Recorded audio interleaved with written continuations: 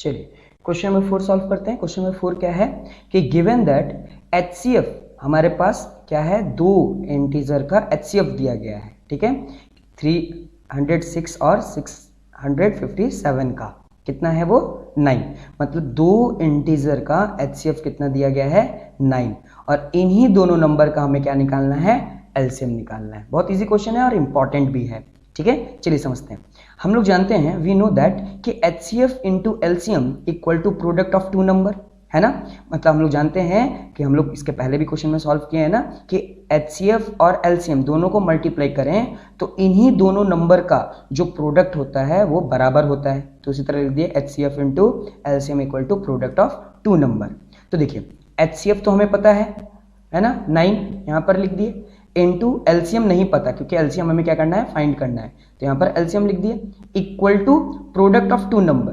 तो प्रोडक्ट कौन से दो नंबर का, ये दोनों नंबर, ये दोनों इंटीजर जो हैं 306 और 657। तो ये देखिए है ना, इंटू करके लिख दिए। अब ये देखिए ये 9 इंटू एलसीएम, हमें एलसीएम निकालना है, तो 9 एलसीएम के साथ क्या हो रहा है, मल्टीप्लाई हो रहा है। तो ये जब LHS से RHS की तरफ ट्रांसपोर्ट होगा तो ये मल्टीप्लीकेशन LHS से जब इधर जाएगा तो क्या हो जाएगा, डिवाइड हो जाएगा। हम लोग जानते हैं कि इनटू वाला जब इक्वल टू के इधर जाता है तो क्या हो जाता है, डिवाइड हो जाता है, और डिवाइड वाला इनटू हो जाता है। तो ये दोनों मल्टीप्लाई हो रहा है, देखिए 9 और एलसीएम। तो जब ये 9 उठकर इधर आएगा तो क्या हो जाएगा, डिवाइड हो जाएगा। तो ये देखिए नीचे डिवाइड हो गया, है ना। अब इन दोनों नंबर को मल्टीप्लाई करके जब 9 से डिवाइड करेंगे, ठीक है, तो क्या आंसर आ जाएगा 22,338। इन दोनों को पहले हम क्या करेंगे, मल्टीप्लाई करेंगे, और मल्टीप्लाई करने के बाद इस 9 से क्या करेंगे, हम लोग डिवाइड कर देंगे। इन सब को ऑपरेशन हम लोग करते हैं तो हमारे पास आंसर क्या आ जाएगा 22,338। तो इन दोनों ही नंबर का ये जो इंटीजर है इनका एलसीएम क्या आएगा 22,338। ये आंसर क्वेश्चन नंबर 4 का होगा। चलिए क्वेश्चन नंबर 5 सॉल्व करते हैं। चलिए क्वेश्चन नंबर 5 सॉल्व करते हैं। क्वेश्चन नंबर 5 क्या है कि चेक वेदर 6 पे power n can and with the digit 0 for any natural number n। देखिए हमें इस क्वेश्चन में चेक ये करना है कि 6 पे पावर n अगर क्या वो एंड हो रहा है डिजिट 0 से, अगर वो जो n का पावर है वो नेचुरल नंबर हो, कोई भी नेचुरल नंबर जानते हैं ना, जो 1 2 3 1 से स्टार्ट होने वाले नंबर को नेचुरल नंबर बोलते हैं। तो हमें यही चेक करना है कि 6 पे पावर जो n है यानी जो नेचुरल नंबर है क्या वो एंड होगा डिजिट 0 से, 0 डिजिट से क्या एंड होगा। तो चलिए इसको समझते हैं, इसका सॉल्यूशन देखिए। सबसे पहले एक एग्जांपल लेते हैं। Let take an example of number which ends with the digit 0। मतलब ऐसा हम नंबर लेते हैं जो सही में जिनका यूनिट डिजिट जो एंड डिजिट होता है वो 0 होता है, यानी लास्ट वाला जो डिजिट होता है वो क्या होता है, 0 होता है। तो ये देखिए 10 एक ऐसा नंबर है जिसके लास्ट यूनिट में क्या आता है, 0 आता है, एंड डिजिट क्या है, 0 है। अगर दूसरा देखिए 100 में भी देखिए लास्ट क्या आ रहा है, 0 आ रहा है। वैसे इसमें तो 2 0 है लेकिन लास्ट वाले क्या है, 0 है, ठीक है। तो अब देखिए अगर हम इस 10 का फैक्टर निकालें तो क्या आएगा 2 × 5, ठीक है, 2 के टेबल में और 5, 2 5 10, है ना, इस तरीके से का फैक्टर हो जाएगा। अगर 100 का फैक्टर देखें तो क्या आएगा 2 × 2 × 5 × 5, ठीक है। यानी आप एक चीज कॉमन देख रहे हो कि जिसका भी लास्ट यूनिट यानी डिजिट जो लास्ट वाला जो यूनिट डिजिट है अगर वो 0 है तो वो 2 के फैक्टर या 5 के फैक्टर में आ रहा है, दोनों, ठीक है। तो देखिए यहाँ पर वही लिखा गया है, हियर वी नोट दैट, हम लोगों ने ऐसा ऑब्जर्व किया कि number ending with 0 has both 2 and 5 as their prime factor. मतलब ऐसे नंबर जिनका यूनिट डिजिट 0 है तो उनका फैक्टर 2 और 5 दोनों में ही आ रहा है, दोनों ही प्राइम फैक्टर में आ रहा है, 2 भी आ रहा है और 5 भी आ रहा है। चलिए अब हम अपना क्वेश्चन देखते हैं 6। तो 6 का अगर हम फैक्टर निकालें तो 6 का फैक्टर क्या होता है 2 × 3, है ना, पावर n वो नेचुरल नंबर है। तो 2 और 3, तो देखिए 2 और 3 आ रहा है, यहाँ पर 2 तो आ रहा है लेकिन 5 तो नहीं आ रहा है ना। यहाँ पर 2 और 3 आ रहा है, जबकि बोला ये गया है कि कोई भी नंबर जिसका यूनिट डिजिट 0 होता है तो वो या 2 और 5, या तो पूरा 2 या तो पूरा 5, और ये 2 और 5 के फैक्टर में ही आएगा, ये दोनों ही फैक्टर में आएगा, है ना। जिसमें कुछ जिसका भी यूनिट डिजिट 0 रहेगा कोई भी नंबर का तो उसका फैक्टर में देखिए 2 और 5 आएगा, है ना। तो यहां पर देखिए 6 का फैक्टर में 2 तो आ रहा है लेकिन 5 नहीं आ रहा है। तो देखिए क्या लिखा हुआ है कि does not have 5 age factor, मतलब इसके पास 5 एज अ फैक्टर नहीं है। तो 5 फैक्टर नहीं है, इसका मतलब ये जो नंबर है वो 0 से एंड नहीं होगा। तो लास्ट में कंक्लूड कैसे करेंगे, देयरफॉर 6 पे power n can not and with 0 for any natural number n, यानी कोई भी ऐसे नंबर जिनका यूनिट डिजिट 0 है तो वो उनका जो फैक्टर होगा उसमें 2 और 5 का फैक्टर जरूर आता है, लेकिन इस 6 में 2 और 5 का फैक्टर नहीं आ रहा है, सिर्फ 2 आ रहा है ना। अगर ऐसा भी होता 3 into 5 तो उसमें 5 आ रहा है लेकिन 2 नहीं आ रहा है, तब भी वो नहीं होता, यानी दोनों होना चाहिए, 2 भी होना चाहिए और 5 भी होना चाहिए। तो इस तरीके से क्वेश्चन नंबर 5 सॉल्व होगा। चलिए क्वेश्चन नंबर 6 सॉल्व करते हैं।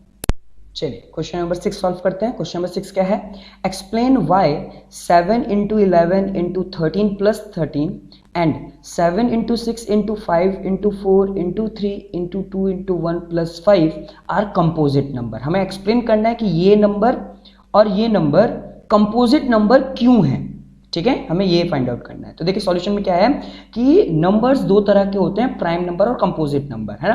तो प्राइम नंबर तो मैंने पहले भी बताया है, प्राइम नंबर क्या होता है। तो देखिए प्राइम नंबर ऐसे नंबर होते हैं जो कि 1 के टेबल और इटसेल्फ अपने टेबल में है, ठीक है, जैसे 2 हो गया, 3 हो गया, 5, 7, 9, है ना, सॉरी 9 नहीं होगा, 9 कंपोजिट नंबर है, ठीक है, 11, ठीक है। तो ये सब क्या है, प्राइम नंबर है, क्योंकि इनका सिर्फ 2 ही फैक्टर है, एक तो 1 और एक इटसेल्फ खुद का। तो कंपोजिट नंबर क्या होते हैं, देखिए यहां पर कंपोजिट नंबर बोला गया ना, तो कंपोजिट नंबर क्या होते हैं, कंपोजिट नंबर ऐसे नंबर होते हैं जिनका फैक्टर 1 से ज्यादा होता है ना, 1 और खुद के टेबल से ज्यादा होता है। जैसे 4 एक कंपोजिट नंबर है, क्यों, क्योंकि 1 देखिए जो 4 है वो 1 के टेबल में भी आता है, 2 के टेबल में भी आता है और इटसेल्फ 4 के टेबल में भी आता है, यानी इसका फैक्टर देखिए 2 से ज्यादा हो गया ना, 3 हो गए इसके फैक्टर, 1, 2 और 4, यानी 3 फैक्टर हो गए इसके, यानी 4 क्या है, कंपोजिट नंबर है। उसी तरह अगर आप 6 देखें, 9 देखें, तो ये सब क्या है, हाँ ये सब कंपोजिट नंबर है, क्योंकि इनका फैक्टर 2 से ज्यादा आता है ना। इसमें सिर्फ 1 और इटसेल्फ नहीं, उसके अलावा भी बहुत सारे ऐसे फैक्टर आते हैं। जैसे 6 का मैं बात करूं तो 6 1 के टेबल में भी आता है तो 1 एक फैक्टर हो गया, 2 के टेबल में भी आता है तो दूसरा एक फैक्टर हो गया, 3 के टेबल में आता है तो तीसरा फैक्टर हो गया, है ना, और 6 खुद के टेबल में भी आता है 6, तो इसके 4 फैक्टर हो गए। तो ऐसे नंबर जिनके 2 से ज्यादा फैक्टर होते हैं उन्हें हम कंपोजिट नंबर बोलते हैं। और प्राइम नंबर किसको बोलते हैं, ऐसे नंबर जिनके 2 ही फैक्टर हो, एक 1 और एक खुद जो इटसेल्फ हो, ठीक है, तो वैसे नंबर को कंपोजिट नंबर बोलते हैं। तो हमें यहां पर क्या बोला जा रहा है कि ये नंबर और ये पूरे नंबर कंपोजिट नंबर है। तो कैसे सॉल्व करेंगे, तो ये देखिए पहले तो ये देखिए 7 into 11 into 13 plus 13, इनमें से कॉमन कौन सा नंबर निकाला जा सकता है, तो कॉमन उसी नंबर को निकाला जा सकता है जो सबसे ज्यादा बार है। तो सबसे ज्यादा कौन है, 13 है, 2 बार, है ना। तो इन 13 में से एक बार 13 को कॉमन बाहर निकाल लेंगे, ये देखिए कॉमन 13 बाहर निकाल लिए, तो ब्रैकेट में क्या हो गया 7, ये वाला 7 into 11 into 1, ये देखिए 13 यहां पर कॉमन निकाल लिया गया ना, तो 13 1 जा क्या हो जाएगा 13, प्लस ये देखिए ये वाला प्लस और यहां पर 1, क्योंकि देखिए 13 1 टाइम्स में 13, देखिए अगर 13 कॉमन निकालिए, अगर इसको मल्टीप्लाई करके यहां पर रखें तो ये इसी तरीके से फॉर्म हो जाएगा। अब देखिए 13 का 13 लिखे, मल्टीप्लाई का मल्टीप्लाई, अब अंदर जो ब्रैकेट है उसको सॉल्व करते हैं। 7 को जब 11 से मल्टीप्लाई करेंगे तो कितना आ जाएगा 77, और 77 को 1 से मल्टीप्लाई करेंगे तो क्या आएगा 77, ये प्लस ये 1, ठीक है।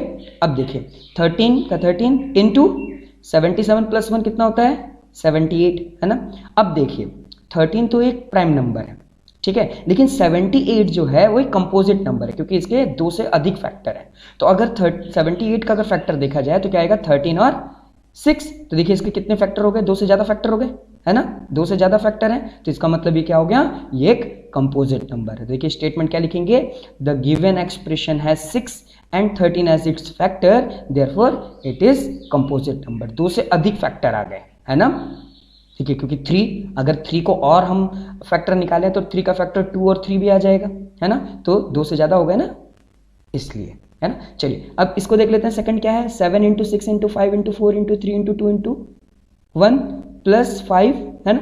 तो देखिए इनमें से कॉमन क्या निकल रहा है, तो देखिए 5 दो बार आ रहा है, ये देखिए एक बार यहाँ 5 है, एक बार यहाँ 5 के आगे यहाँ पर एक बार प्लस है और 5 के आगे यहाँ पर मल्टीप्लाई है, तो इन दोनों में से क्या करेंगे हम, एक बार 5 कॉमन निकाल लेंगे। तो जैसे कॉमन बाहर निकाले तो क्या आएगा, ये देखिए सबसे पहले 7 है तो यहाँ पर 7 लिख लिए, उसके बाद 6 है तो 6 लिख लिए, उसके बाद देखिए 5 है तो यहाँ पर हम क्या लिखेंगे, इंटू 1, क्योंकि 5 1 टाइम्स में क्या हो जाएगा, 5 आ जाएगा।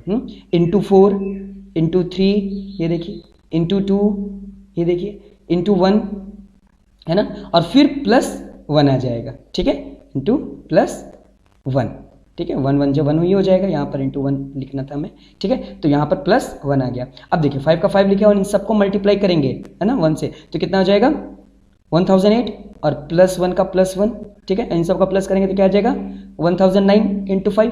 तो देखिए इसके भी दो से अधिक फैक्टर आ रहे हैं, क्योंकि इसका भी फैक्टराइज करेंगे तो और भी इसके नंबर आएंगे, है ना, तो इसलिए क्या बोल सकते हैं कि ये क्या है, कंपोजिट नंबर है। Therefore, the given expression had 5 and 1009 as its factor, hence it is composite number, क्योंकि इसके 1009 के और भी बहुत सारे फैक्टर्स आएंगे, 2 से अधिक फैक्टर हो गए, तो 2 से अधिक फैक्टर वाले जो नंबर होते हैं वो क्या होते हैं, कंपोजिट नंबर। तो इस तरीके से क्वेश्चन नंबर 6 सॉल्व होगा। चलिए क्वेश्चन नंबर 7 सॉल्व कर लेते हैं। चलिए क्वेश्चन नंबर 7 सॉल्व करते हैं। देखिए क्वेश्चन नंबर 7 क्या है कि there is a circular path around a sports field, ठीक है, एक स्पोर्ट्स फील्ड है जो कि सर्कुलर पाथ पे है, ठीक है। Sonia takes 18 minutes to drive 1 round. Sonia नाम की एक एथलीट है जो 18 मिनट्स में पूरा इस स्पोर्ट्स फील्ड का क्या करती है, एक राउंड ले लेती है of the field, while Ravi takes 12 minutes for the same. वहीं पर एक रवि नाम का भी एक एथलीट है जो इसी राउंड को, यानी इस फील्ड को कंप्लीट एक राउंड लेने में 12 मिनट लगाता है, ठीक है। Suppose they are start at the same point and the same time. अगर ये दोनों के दोनों सेम पॉइंट पर और सेम समय पर दौड़ना यहाँ से स्टार्ट करते हैं and go in the same direction, और सेम डायरेक्शन में भी दौड़ रहे हैं, after how many time minutes will they meet again at starting point, ठीक है। हमसे क्वेश्चन ये पूछा जा रहा है कि देखिए हमारे पास एक ग्राउंड है, ठीक है, एक हमारे पास स्पोर्ट्स फील्ड है जहां पर 2 एथलीट हैं, एक सोनिया नाम के और एक रवि नाम का। तो जो सोनिया है वो एक राउंड लेने में 18 मिनट लगाती है, ठीक है, और रवि वही एक राउंड लेने में 12 मिनट लगाता है। अगर दोनों एक ही समय और एक ही समय पर और एक ही जगह से अगर वो लोग स्टार्ट करते हैं दौड़ना, तो हमसे पूछा जा रहा है कि दोनों एक ही जगह पर फिर से कब मिलेंगे, ठीक है, एक ही जगह पर, वो कोई भी जगह हो सकता है, लेकिन स्टार्टिंग पॉइंट में वो लोग कब वापस फिर से मिलेंगे। तो हमें कम से कम समय निकालना है कि कम से कम समय पे वो कब आपस में दोनों मिलेंगे। एग्जाम्पल के तौर पर कि अगर मैं रवि की बात करूं तो रवि एक राउंड बहुत जल्दी लगा लेता है और जो सोनिया है वही एक राउंड लगाने में 6 मिनट ज़्यादा लगाती है ना, 6 मिनट वो ज़्यादा लगा रही है, इसका मतलब वो डिले कर रही है 6 मिनट, है ना। तो जब रवि इस पोजीशन में होगा तो जो सोनिया होगी वो थोड़ा सा पीछे होगी, है ना, 6 मिनट्स वो पीछे होगी, है ना। लेकिन हमसे पूछा जा रहा है कि वो कितने राउंड लगा लेंगे जब सोनिया और रवि दोनों एक जगह पर फिर मिल जाएं, है ना। कम से कम समय पर वो दोनों कौन सब ऐसा मिनट होगा जिसमें कम से कम समय पर वो दोनों मिल जाएं एक जगह पर, है ना। तो देखिए कभी भी कम से कम निकालना होता है तो मैंने बताया है कि कम से कम निकालने के लिए एलसीएम, क्योंकि एल का मतलब क्या होगा, लीस्ट कॉमन मल्टीपल, है ना, और ज्यादा से ज्यादा मिनट निकालना होता है तो क्या करते हैं, एचसीएफ यानी हाईएस्ट कॉमन निकालते हैं। तो देखिए इसका सॉल्यूशन क्या होगा कि time taken by Sonia to drive 1 round कितना लगा रही है, 18 मिनट, है ना, और जो रवि है वो एक राउंड लगाने में कितना लगा रहा है, 12 मिनट। इन दोनों का क्या करेंगे, हम एलसीएम निकालेंगे, ठीक है। एलसीएम क्यों निकालेंगे, क्योंकि ये दोनों पे हमको निकालना है कि कम से कम एक बार वो लोग कब मिलेंगे, है ना, कितने मिनट बाद कम से कम कब वो मिलेंगे, हमको ये बताना है, ठीक है। तो यहाँ पर 18 और यहाँ पर 12, इन दोनों का एलसीएम लिखेंगे। तो देखिए प्राइम फैक्टराइजेशन से 2 9 जा 18, है ना, 2 6 जा 12, फिर देखिए 9 और 6, देखिए 6 तो 2 के टेबल में आता है तो 2 से करेंगे, 9 को वैसे ही कॉपी कर दिए, 2 3 जा 6, है ना। फिर देखिए 3 और 9 दोनों 3 के टेबल में आता है, 3 टाइम्स में 3, ठीक है, 3 3 जा 9, 3 1 जा, ठीक है, ये तो टर्मिनेट हो गया लेकिन ये बाकी है, फिर 3, ठीक है। तो इन दोनों का जब एलसीएम लेंगे तो क्या आएगा, 2 × 2 × 3 × 3, ये आ गया 2 × 2 × 3 × 3, सबको मल्टीप्लाई करेंगे तो क्या आ जाएगा 36। तो यानी ये दोनों ये दोनों साथ में, है ना, time taken by both to meet again, फिर से वो लोग 36 मिनट बाद, है ना, वो लोग फिर से इस स्टार्टिंग पॉइंट पर मिल जाएंगे। यानी 36 का मतलब क्या हो गया कि तब तक रवि 3 राउंड ले लिया होगा, ये देखिए 12, 12 और 12, है ना, तब तक रवि 3 राउंड ले लिया गया होगा और सोनिया 2 राउंड ली होगी, है ना। जब रवि 3 राउंड ले लिया होगा इस ग्राउंड फील्ड का और जो सोनिया है जब वो 2 राउंड ले ली होगी, तब ये दोनों के दोनों फिर से एक ही जगह पर आकर मिल जाएंगे। ये क्वेश्चन नंबर 7 था। इस तरीके से सॉल्यूशन होगा। साथ ही साथ हम लोग क्या किए, इस एक्सरसाइज 1.2 को सॉल्व कर लिए। किसी भी तरह का डाउट है तो आप कमेंट बॉक्स में जरूर पूछें, मैं कोशिश करूंगा जल्द से जल्द आपके कमेंट का जवाब दूं। Okay, thank you. मिलते हैं हम लोग नेक्स्ट एक्सरसाइज में। Bye bye.